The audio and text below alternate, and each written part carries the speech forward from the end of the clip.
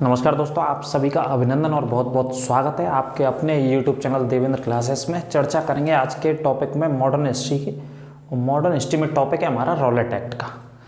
Rowlatt act यानी कि Rowlatt act एक कानून बनाया था ब्रिटिश सरकार ने, और ये कानून इस बिहाफ पे बनाया था, मैं आपको बताऊँ, थोड़ा सा सुन लीजिए और क्लास को सबसे पहले शेयर करिए और लाइक करना ना भूलें।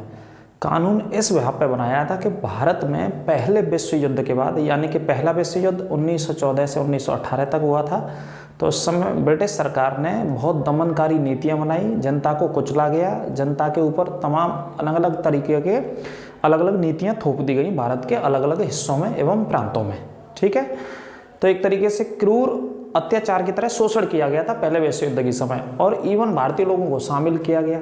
ये भरोसा देकर के शामिल किया गया पहले विश्व युद्ध में कि आप हमारे साथ लड़िए, क्योंकि ब्रिटेन लड़ रहा था पहले विश्व युद्ध में, आप हमारे साथ शामिल होइए, हमारे साथ लड़िए, हम आपको पहला विश्व युद्ध जैसे ही खत्म होगा तो संवैधानिक सुधारों के कार्य करेंगे, आपके साथ मिलकर के प्रगति करेंगे संवैधानिक सुधारों को लेकर के, कि कहाँ तक भारत में संवैधानिक सुधारों की बात की जा सकती है। ठीक है, इस बिहाफ पर और भारत के स्वराज्य के बिहाफ पर गांधी जी से कहकर के लोगों को शामिल कराया, और बहुत लोग मारे गए, बहुत सारे लोग मारे गए। तो पहले विश्व युद्ध में जितने लोग मारे गए उनकी स्मृति में दिल्ली में ब्रिटिश सरकार ने इंडिया गेट का निर्माण कराया।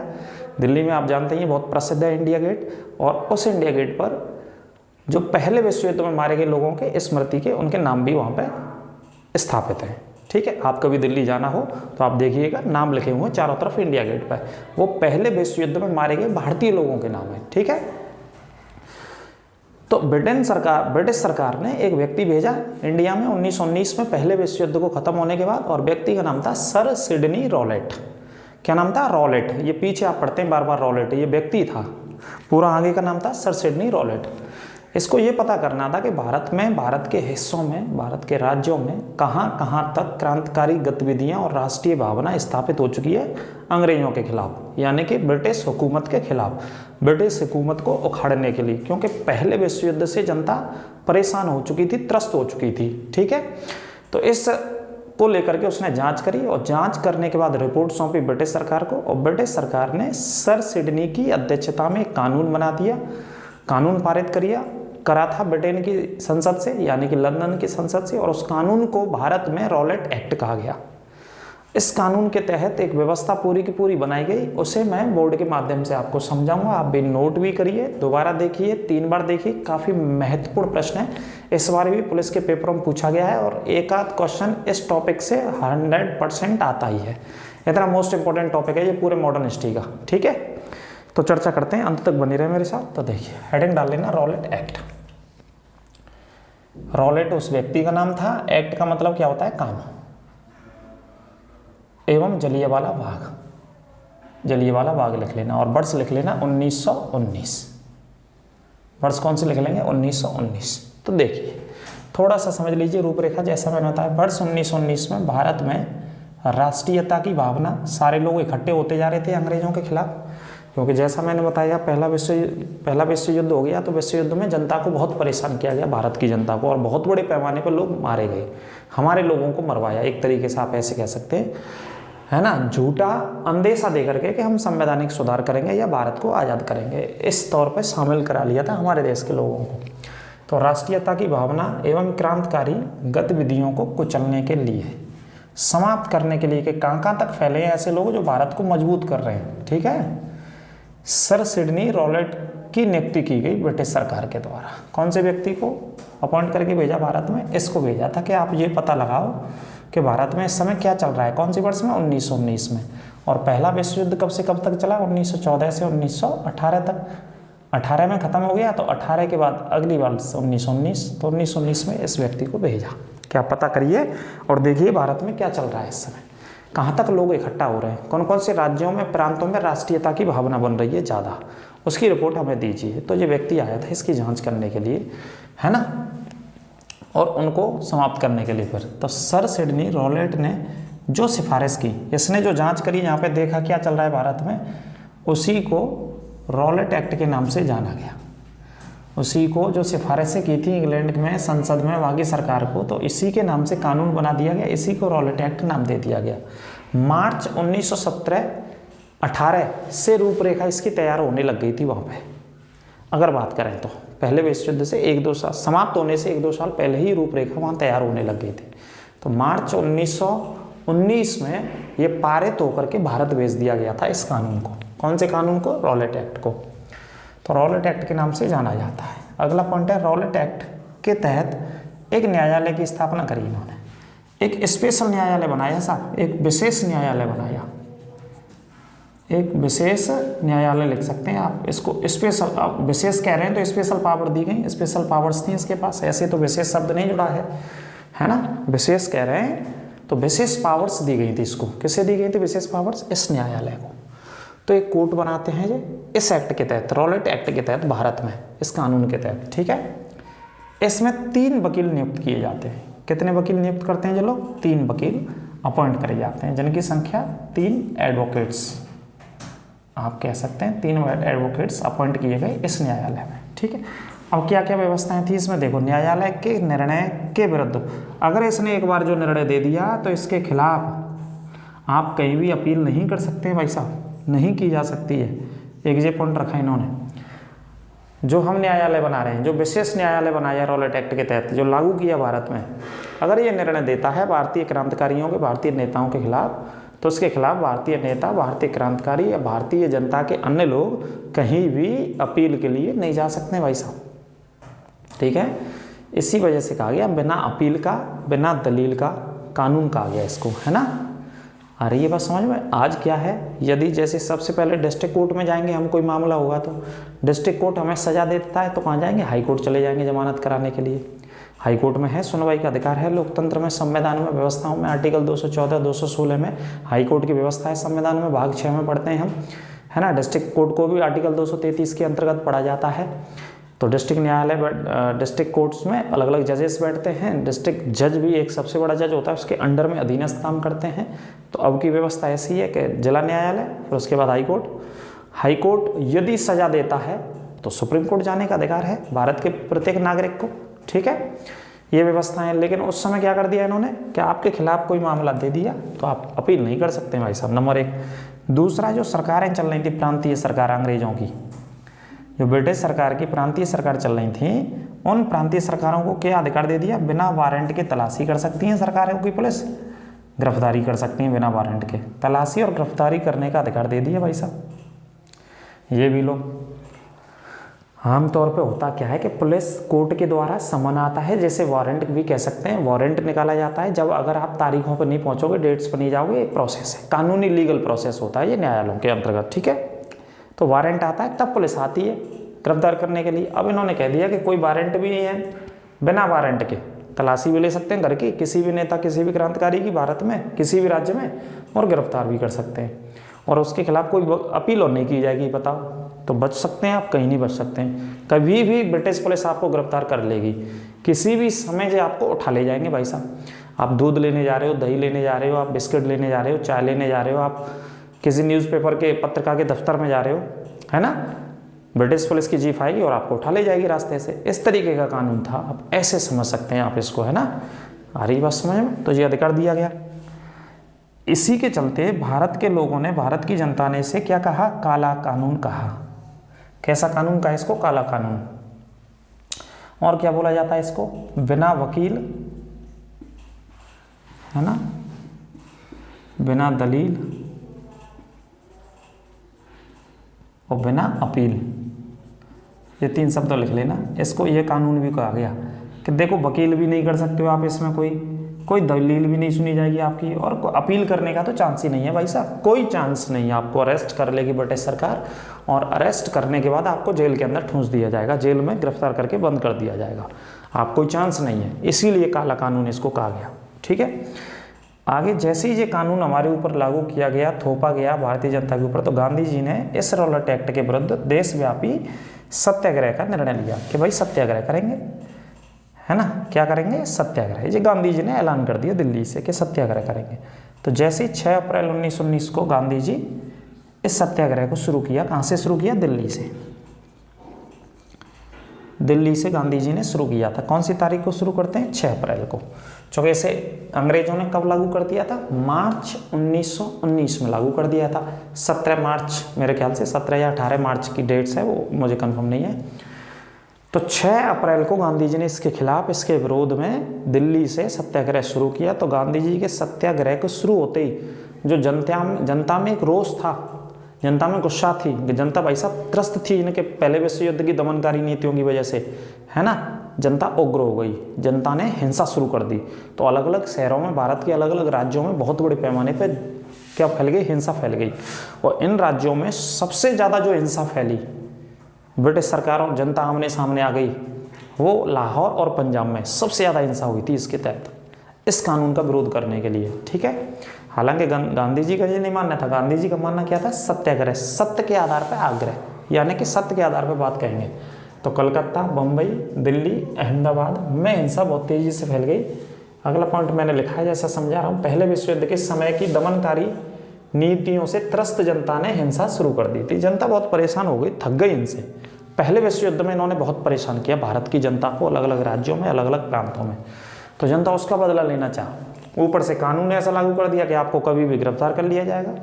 मान के चलो आज के समय में जो कानून लागू हो जाए इस समय के भारत में, तो व्यक्ति भाई साहब रास्ता नहीं चल पाएगा, कोई उठाया जाएगा और बंद कर दिया जाएगा, और मौका भी नहीं दिया जाए तो रहो अंदर, आप लाइफ टाइम तक रहो, है ना।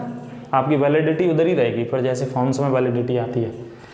तो जनता त्रस्त थी। अब सबसे ज़्यादा हिंसा कहाँ पे हो गई? पंजाब एवं लाहौर में इस कानून के तहत सबसे ज़्यादा नियंत्रण से बाहर स्थितियाँ हो गई।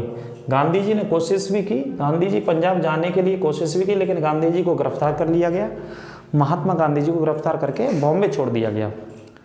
गांधी जी कोशिश कर रहे थे कि पंजाब में जनता को समझाया जाए, जनता को शांत प्रिय आंदोलन, सत्याग्रह की बात कही जाए, लेकिन गांधी जी को अरेस्ट कर लिया गया और दूसरी जगह भेज दिया गया। किसके द्वारा? ब्रिटिश सरकार के द्वारा। पंजाब और लाहौर में उग्र हो गई थी हिंसा, है ना। कैसे हो गई थी देखो, एक एक पॉइंट नोट कर लेना, प्रश्न पूछे जाते हैं। तो हेडिंग है यहाँ पे मैंने लिया जलियांवाला बाग, ये सबसे ज़्यादा पूछा ही जाता है, आपको पता ही है। तो जलियांवाला बाग आपको कब हुआ था? 13 अप्रैल 1919 को ये घटना घटित होती है, जो कि काला धब्बा है हमारे भारत के आंदोलन पे, आज़ादी के आंदोलन पे। एक तरीके से कहें तो चौके लोगों को बुरी तरीके से मार दिया, इतने बुरी तरीके से मारा कि तब तक उनकी गोलियां ख़त्म नहीं हो गई। ब्रिटिश पुलिस के ऑफिसर्स की, जितने भी लोग सेना के आए थे, तब तक गोलियां ख़त्म नहीं हो गई, तब तक उन्होंने चलाना बंद नहीं किया। ये आदेश था जनरल डायर का, चारों तरफ से घेर करके, उसमें कहीं से रास्ता नहीं था, एक ही रास्ता निकलने का था, उसको भी घेर लिया गया। जलियांवाला बाग को बहुत बुरी तरीके से मारा, उसमें कम उम्र के बच्चे भी मार दिए गए, महिलाओं को मार दिया गया, बुजुर्गों को मार दिया गया, बहुत बड़े पैमाने पर मार दिया गया लोगों को, है ना। तो देखिए 9 अप्रैल 1919 को अमृतसर में डॉक्टर सत्यपाल नेता थे जाने माने वहाँ के, और सैफुद्दीन किचलू, ये 2 प्रसिद्ध नेता थे, एक डॉक्टर सत्यपाल साहब और एक सैफुद्दीन किचलू, कि ब्रिटिश पुलिस ने गिरफ्तार कर लिया था इनको। ब्रिटिश पुलिस ने क्या कर लिया? गिरफ्तार। क्योंकि ये भी गांधी जी के कहने पर सत्याग्रह के मूड में रॉलेट एक्ट का विरोध कर रहे थे। भैया विरोध किया जाएगा पूरे भारत में, जहाँ जहाँ जो जो नेता थे वो सभी विरोध कर रहे। तो जैसा कि मैंने कहा पंजाब और लाहौर में ज़्यादा भड़क गई थी ये हिंसा। तो 9 अप्रैल 1919 को इनको गिरफ्तार कर लिया गया, ये विरोध कर रहे थे। अब इनकी गिरफ्तारी के विरोध में 9 अप्रैल को गिरफ्तार कर लिया, तो अगली तारीख आती है 10 अप्रैल। तो 10 अप्रैल 1919 को अमृतसर में ही अपने नेताओं की गिरफ्तारी के विरोध किया जा रहा था। तो इस विरोध पर, इस भीड़ पर गोलियां चलवा दी अंग्रेजों ने, और यहाँ में बहुत सारे लोग मारे गए इस गोलीकांड में। 10 अप्रैल को जो जनता विरोध कर रही थी अमृतसर के भीतर कि भाई हमारे नेताओं को आपने अरेस्ट कर लिया है, गिरफ्तार कर लिया है, तो नेताओं की गिरफ्तारी के लिए लोग जब आए यहाँ पे, तो इन लोगों पर भी क्या चलवा दी? गोलियां चलवा दी मेरे भाई। ठीक है, गोलियां चलवा दी। तो गोलियां चलवाने के बाद क्या होता है कि 10 अप्रैल की डेट थी, इसी के बाद 13 तारीख को जनरल डायर ने एक घोषणा कर दी, सार्वजनिक घोषणा की जनरल डायर ने। उसने कहा कि भाई 3 लोगों से अधिक ना तो कहीं बैठेंगे, ना जाएंगे, ना आएंगे, ना जुलूस निकालेंगे, ना सभा करेंगे, ना अनशन करेंगे, ना हड़ताल करेंगे। 3 लोगों से अधिक यानी कि 3 लोग तक ही बैठ सकते हैं कहीं भी, किसी भी हिस्से में, अमृतसर के में या और भी हिस्सों में। 3 लोगों से अधिक कहीं पर नहीं बैठेंगे, ऐसी घोषणा करी जनरल डायर ने 13 अप्रैल को। या उससे एक दिन पहले 12 अप्रैल को कर दी थी ये घोषणा जनरल डायर ने। और बिना पास के कोई अमृतसर को, पंजाब को, अमृतसर को कोई ना तो बाहर जाएगा ना बाहर से कोई अंदर आएगा। ब्रिटिश पुलिस के अधिकारियों से आपको एक पास लेना पड़ेगा भाई साहब, जो सीमा पर लगे होंगे, सीमा की रखवाली कर रहे होंगे ब्रिटिश पुलिस के अधिकारी। यह घोषणा कर दी थी जनरल डायर ने 12 अप्रैल 1919 को। लेकिन चूंकि 13 अप्रैल की तारीख आती है और 13 अप्रैल को बैसाखी का त्यौहार मनाते हैं भाई साहब। बैसाखी का त्यौहार मतलब हिंदू नववर्ष प्रारंभ भी होता है, बैसाखी का त्यौहार होता है, गेहूं की फसल की कटाई होती है और नया अनाज घरों पे आता है। इस उद्देश्य से उत्तर भारत के पंजाब में बहुत हर्ष और उल्लास के साथ, सुख और समृद्धि की कल्पना के साथ इस त्यौहार को मनाते आ रहे हैं काफ़ी प्राचीन समय से, जिसका नाम बैसाखी है। तो बैसाखी का त्यौहार मनाने के लिए जलियांवाला बाग में एक शांतिपूर्ण लोग इकट्ठा होते हैं। कहाँ पे इकट्ठा होते हैं? जलियांवाला बाग में। अब आगे की बात आप यहाँ से पॉइंटों से देख लो, वैसे तो कहानी है इसमें पूरी बता भी देंगे। तो आगे देखिए, ब्रिटिश पुलिस अधिकारी रेजिनॉल्ड, इसका पूरा नाम रेजिनॉल्ड डायर ने 13 अप्रैल 1919 को घोषणा की कि 3 लोगों से ज़्यादा लोग ना तो जुलूस निकालेंगे और ना सभाएं करेंगे। लेकिन होता क्या है, 13 अप्रैल 1919 को बैसाखी का त्यौहार मनाते हैं भाई, मनाया जाएगा। त्यौहार मनाने के लिए अमृतसर के जलियांवाला बाग में लोग एकत्रित हुए। इन्होंने 2 प्रस्ताव भी पारित कर दिए थे। एक प्रस्ताव पारित किया था रॉलेट एक्ट के खिलाफ और एक प्रस्ताव पारित किया कि जो लोग गोली में मार दिए, इन लोगों ने कब गोली में मार दिए थे? 10 अप्रैल को, जो अपने नेताओं की गिरफ्तारी का विरोध कर रहे थे, उनकी निंदा के 2 प्रस्ताव पारित करे। और त्यौहार मनाने के लिए जो लोग इकट्ठे होते हैं, जनरल डायर की घोषणा से ये लोग अवगत नहीं थे। अब जनरल डायर ने कहा कि भाई हम इसके ब्रिटिश पुलिस अधिकारी हैं, यहाँ के कमांडर हैं, यहाँ के, हमने जो आदेश दिया है उसका पालन करना चाहिए। आपने पालन नहीं किया, इतने बड़े पैमाने पर लोग इकट्ठा कर लिए, हम कह रहे हैं कि 3 लोग नहीं बैठेंगे कहीं, आप हजारों लोग बैठ गए। तो उसने कहा कि मेरे आदेश की अवहेलना हो गई। उस अधिकारी ने, पता नहीं कौन सा हरामी टाइप का अधिकारी था, है ना, अवहेलना हो गई उसके आदेश की। तो जनरल डायर ने भाई साहब सशस्त्र सेना से कहा और पूरे बाग को गिरवा दिया, चारों तरफ से सेना ने घेर लिया और चारों तरफ से घेर करके गोली चलाने का आदेश दे दिया। किसने? जनरल डायर ने। निहत्ती भीड़ पर, शांतिपूर्ण भीड़ पर अंधाधुंध गोलियां चलवा दी भाई साहब जनरल डायर ने, जो कि हजारों की संख्या में बच्चे, महिलाएं, बूढ़े, बुजुर्ग वहाँ बैठे थे। शांतिपूर्ण सभा अमृतसर में जलियांवाला बाग के भीतर अंधाधुंध गोलियां चला दी और कहीं से बाहर निकलने का रास्ता नहीं था, सिर्फ एक रास्ता था। उस रास्ते पर भी ब्रिटिश पुलिस के अधिकारी खड़े थे गन लेकर के। तब तक गोलियां चलाई जनरल डायर के आदेश पर जलियांवाला बाग में, तब तक कि उनकी राइफल से गोलियां खत्म ना हो गई। तो हजारों लोग उसमें मारे गए। कुछ लोग, कुआं था वहाँ पे, कुएं में कूद करके मारे गए, अपनी जान बचाने के लिए उसमें कूदे और उसमें तो मरना ही है भाई। इतनी बड़ी संख्या में आप डूब जाएंगे पानी के अंदर, कैसे तैरने का कोई मतलब ही नहीं, सेंस ही नहीं है उससे निकलने का।